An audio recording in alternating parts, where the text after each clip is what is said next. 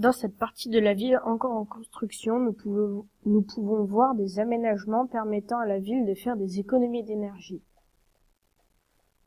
Dans cette rue, nous avons installé 2 modèles de lampadaires urbains. Les premiers sont des lampadaires à détecteur de chaleur humaine. Ils s'allument quand on s'approche d'eux, comme ceci.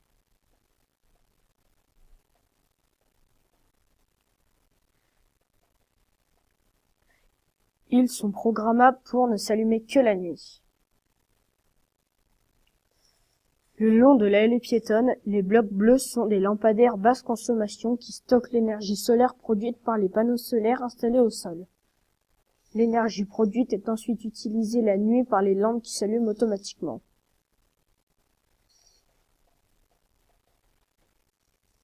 Certaines allées, comme ici, sont recouvertes de panneaux solaires conçus spécialement pour que l'on marche dessus.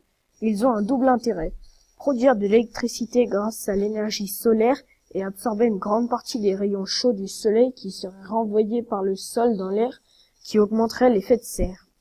La température de la ville est moins élevée l'été dans les grandes villes que l'on connaît. Sur les murs de ce bâtiment, l'Office du tourisme, des panneaux végétaux ont été installés de façon à mieux isoler le bâtiment. Les plantes contribuent à maintenir la fraîcheur dans les pièces l'été et à retenir la chaleur du chauffage l'hiver. Les plantes filtrent également l'air et captent certaines particules polluantes. L'air est plus sain. Ces murs ont un effet apaisant sur les citadins qui ont souvent une vie stressante. Vous pouvez voir dans cette rue des tramways. Dans cette ville, les habitants se déplacent surtout en transport en commun électrique, en vélo ou à pied.